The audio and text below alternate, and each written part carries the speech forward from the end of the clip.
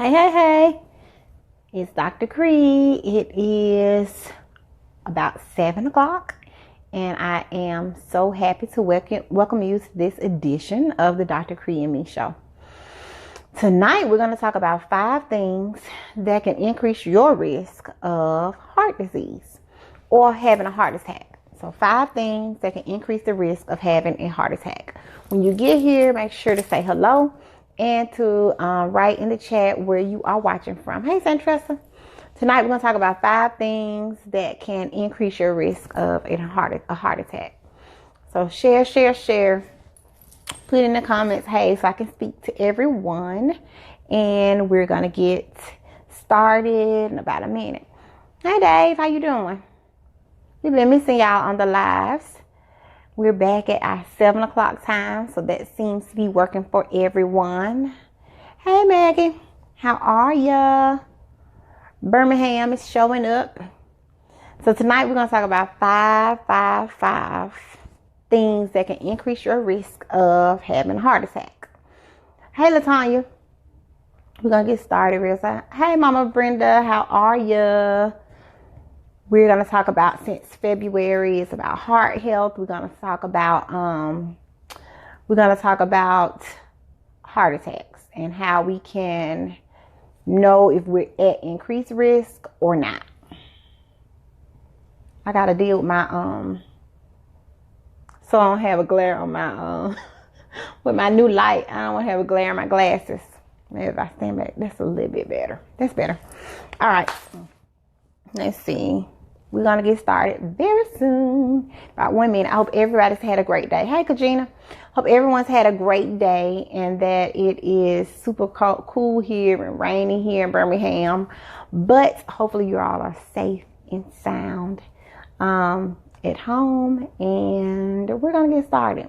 You know who I am. I'm Dr. Kre. I am a board certified family medicine physician, and I specialize in what's important to you through my awesome family medicine practice here in Birmingham, my telemedicine, my concierge practice, and my educational tips, like the Dr. Kre and Me show.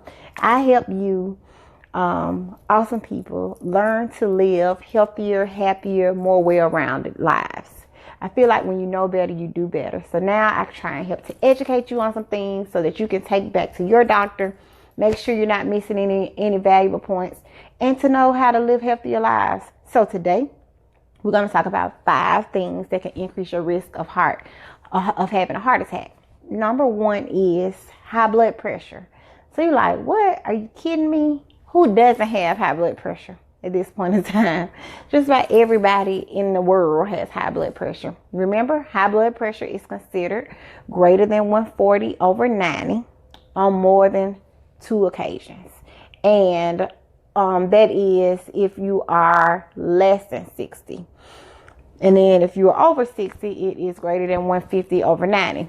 There is some changing of those rules. So we probably should just stick with less than 140/90. We want to be good. To be good, it has to be less than 140/90. So if you're finding your numbers greater than 140/90 on several occasions, then 9 times out of 10 you have high blood pressure. So you, my friend, are at increased risk of having a heart attack if you have high blood pressure. Now, if your high blood pressure is controlled, that's another thing. So that would be a good thing, a protective measure. 1, high blood pressure. But by having high blood pressure, you are increasing yourself for heart disease to a certain extent. Number 2, obesity. What is considered obesity? Obesity is if you have a BMI, and the BMI shows how tall you are to how wide you are. How tall or how wide. So if your BMI is 25 or less, that's normal. If it's 26 to 29, you are overweight. If it's 30 to 40, you're obese. If it's 40 or more, you're morbidly obese. Hey, Aubrey, I miss you guys. So if your BMI is 30 and up, then that means you are obese. And that puts you at even higher risk for having a heart attack. So number 1 is high blood pressure. Number 2 is obesity. Number 3 is smoking. So that's tobacco abuse. And I would even dare to say cigarette abuse. as well. Cigars, because some people are like, well, I smoke, but I only smoke Black and Milds. So we have to be careful of that, because that's still getting that tar in your lungs, making it that much harder for you to get air in and out, and good air to get all over your body, to your brain, to your heart, to your extremities. So if you are a smoker, let's try and figure out how to cut back. In Alabama, there is a program that's called 1-800-QUIT-NOW. Yep, you sure did quit, Dave. You're doing an awesome job. 1-800-QUIT-NOW. Somebody write that in the comments. 1-800-QUIT-NOW is a program that helps you stop smoking. So it actually, oh, that's so good. Congratulations on being back at home. So 1-800-QUIT-NOW is the number that you can call if you need help quitting smoking. I know in Alabama, it can help. They call you and check on you, and they are a bit of an accountability system. They also can help you get resources like the patch, the gum. They help fund those kind of things if that's going to help you to stop smoking. So that's a big thing. Yes, 1-800-QUIT-NOW. Your doctor may have to sign a note or some kind of notice that says you need to, it's okay and it's safe for you to do the program. Once that's done, you sign up, you go on, and I've had people to quit smoking with that. So it does work. Hey, Destiny. So things that can cause you to have an increased risk of a heart attack is, number 1, high blood pressure. Number 2, obesity. Hey, Shantae. That's if your BMI is over 30. Number 3 is smoking, which we talked about. Number 4 is diabetes. Remember, we've talked about high blood pressure in the past. We talked about diabetes in the past. To be a diabetic, you have had to have an A1C, which is the average blood sugar over 3 months. That number has to be over 6.5. Now, let's be clear. You can be diabetic and not on medication. Okay? You can be diabetic, not on medicines. But if you're taking medicines or not, you're still at risk for having a heart attack. So my dad's diabetic, but he didn't really heart attack anything because his A1C is controlled with his diet and exercise. But that still puts him at risk for having a heart attack. So please be mindful that it doesn't necessarily mean that these things have to be uncontrolled. They just have to be on your list of past medical histories, and that puts you at risk. So high blood pressure, remember, greater than 140/90. 2, obesity, being BMI greater than 30. 3, smoking, cigarettes or cigars. 4, diabetes, if your A1C is greater than 6.5. So let me pause there, because some people that are diabetics, they don't want to be on all that medicine. They're like, I don't want to be on medicine. Hey, Alvina, I see your Go Red profile pitch that's right in line with what we're talking about. 5 things that can cause increased risk of heart attack. So if you're diagnosed with diabetes, you're automatically put at risk for having a heart attack. So you're given something like metformin or medicines to help keep your blood sugar down. But you're placed on aspirin to protect your heart from heart attacks. You're placed on cholesterol medicine to protect your heart. So you have to be mindful that there's a method to it. A lot of times you may not understand the method. Your doctor may not take the time to explain why, hey, I just got this diagnosis of diabetes. I don't need metformin, but you will need aspirin. You will need a cholesterol medicine to protect your heart from heart disease, because you're now at increased risk. So number 1, high blood pressure. Number 2, obesity. That's a BMI greater than 30. Number 3, smoking. Number 4, diabetes. Number 5, high cholesterol, which high cholesterol can be caused by familiar. My mom takes high cholesterol, not high blood pressure. She takes high cholesterol medicine. She's like, I don't know why I have to take high cholesterol medicine. I'm fine. I'm good. I'm blah, blah, blah. And I'm like, it runs in your family. I have an uncle whose fatty cholesterol was 600. And he's like normal weight. So these are things that you just can't outrun. Family history is one of those things that you can't outrun. So I'm like, yes, lady, you will take the cholesterol medicine because we want to protect your heart. So it can be familial, or it can be from poor diet, poor nutrition, eating out a lot, eating a lot of ice cream, eating a lot of high fatty foods, All of those things can cause your cholesterol to be very, very high. I think the highest fatty cholesterol I've seen is 1,200 or 1,700. And when you look at the blood after Ross spins it down, it looks like butter. So can you imagine butter literally running through your veins? That's just what it looks like. And you're like, oh my gosh, you're having a fit. And they're just like, well, it's been up forever. You're like, man, you're like a heart attack waiting to happen. Because butter doesn't flow through this.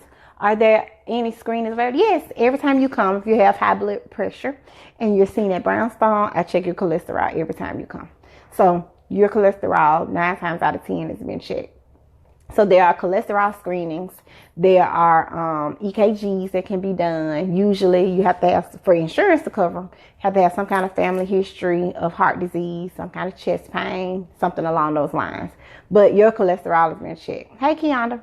So let's recap. Number 1, high blood pressure, greater than 140 over 90. 5 things that can increase your risk of having a heart attack. 1, high blood pressure. That would be blood pressure on several occasions, greater than 140 on the top, greater than 90 on the bottom. Number 2, obesity, which would be a BMI, which is how tall you are to how wide you are, of 30 or greater. Number 3, smoking cigarettes or cigars. Number 4, diabetes, meaning your A1C is greater than 6.5. That is your 3-month blood sugar that averages over 90 days. So over 90 days, they see how your blood sugars have ran, and you can't out trick a A1C. I've been doing good. I've been eating good. Well, your A1C will tell me. It'll tell me. So 6.5 or higher means diabetes. And number 5, high cholesterol due to family history or poor intake.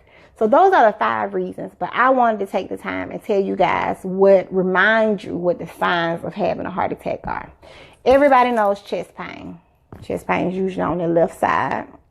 Or for women and diabetics, it can be in the epigastric, what we call the epigastric region, which is right up under your rib cage. Hey, Miss Kim. So we're going to say chest pain either on the left or epigastric, which is the same place where you're having acid reflux. Hey, Dr. Crystal, a lot of times if you go to the ER this day and time, you're like, I got bad acid reflux. They're going to do a cardiac workup on you, even if that's just an EKG and maybe one set of cardiac enzymes, because pain in this area can be an issue that could be really referred pain causing your heart. Because if you're diabetic, you're a woman, you don't have symptoms like everyone else in the world. Of course, leave it to women and not have the same kind of symptoms, right? So epigastric pain, or right there where your stomach is. Chest pain, shortness of breath. You could be out of breath with exertion, even shortness of breath with just at rest, but shortness of breath, chest pain, or epigastric pain. Nausea, sweating, just like, why am I sweating so bad? I have not run a marathon. I'm sweating. Sweating, what we call diaphoresis, just being sweaty, clammy, that clammy feeling. Your skin may feel cool to touch, but you burning up. You're like, why am I sweating? I feel like I got a fever. So chest pain could be on the left-hand side, epigastric, gnawing pain. Hey, Ava, feeling like an elephant is sitting on your chest. Shortness of breath, nausea, vomiting, that sweating, diaphoretic feeling, kind of clammy in nature. Pain that radiates to your jaw, usually on this left side, down that left arm. So all of those are signs of a heart attack. So we said chest pain can be in more than one region, here on the left or there. Shortness of breath, whether you're exerting yourself or not. Sweaty, diaphoretic, jaw pain, pain going down that left arm. So if you have these issues or feeling like, okay, and it's not going to be something that usually just kind of lingers over days or weeks, it's going to be something that comes on pretty sudden. Make sure that you just chew up an aspirin, call 911. Hey, I feel like I'm having a heart attack. So, Dr. Chris, I'm happy that you're on. Last week, I did a segment on things that can affect women in pregnancy, and I talked about I told a little bit of your story about the having a baby and then having a heart failure after that, and how you've done so well, done so good after that. We're so happy for you and proud that you're doing so well, even with that the episode, and how you've taken on heart disease as being your platform. So I did mention you last week, so I'm happy to see that you're here. So remember signs, remember chest pain, here, shortness of breath, nausea, vomiting, pain that radiates to your jaw or down your arm, and just feeling like you have an elephant sitting on your chest. Hey Marquita, chew up some aspirin, call 911. Don't try to drive yourself to the ER and faint and have an accident. Call 911. Let somebody come get you. So remember the 5 things that can increase your risk of heart disease. Hey girl from Illinois. Number 1, high blood pressure greater than 140/90 on several occasions. Number 2, obesity, BMI greater than 30. 3, smoking cigarettes versus cigars, either or. Number 4, diabetes, A1C greater than 6.5. Number 5, high cholesterol, be it family history wise, is your reason for getting it, or having a poor nutritional status. Are there any questions? What time is it? Oh, it's not 7:15. So this one was a good one for us to talk about, because it's Go Red Month, Heart Health Month, and we want to talk about heart healthiness so that you can be prepared if anything happens. You know what to do. If it happens to your coworker, if it happens to your family member, then you know. Any questions? Because Zoe is upstairs. She wanted to come down here tonight. I was like, no, Zoe, you have to stay upstairs while mommy does. Just do your Facebook Live up here, mommy. No, going downstairs. You're going to stay upstairs. Any questions? If not, I think we covered 5 things, and we covered the signs. But I'm really, really excited because my book launches tomorrow. My book, 10 Commandments of the Working Wife, will be at 12 noon Central Standard Time inside of the Dr. Kre group. So if you're around, you're eating lunch, check it out. We'll be doing a flash sale and selling the book for $2.99, the electronic version. So can't wait to hear for you guys to watch it. You can hear the story. Hey, Dr. Hey, Katrina. Hey, Miss Tony. How y'all doing? So I'm excited about it, and thank you. It'll be tomorrow. We'll do the flash sale from 12 to 1. 10 Commandments of the Working Wife. If you don't know a working wife, or if you are one, go get the book for her. It's fun. It's only like 60 pages. It's very small. I meant to have it to show y'all, but it's upstairs. It's very, very, very small, so a wife can read it really, really fast. But that's it. You know who I am. I'm Dr. Kre. I am a board-certified family medicine physician, and I specialize in what's important to you through my one-on-ones like we're having right now.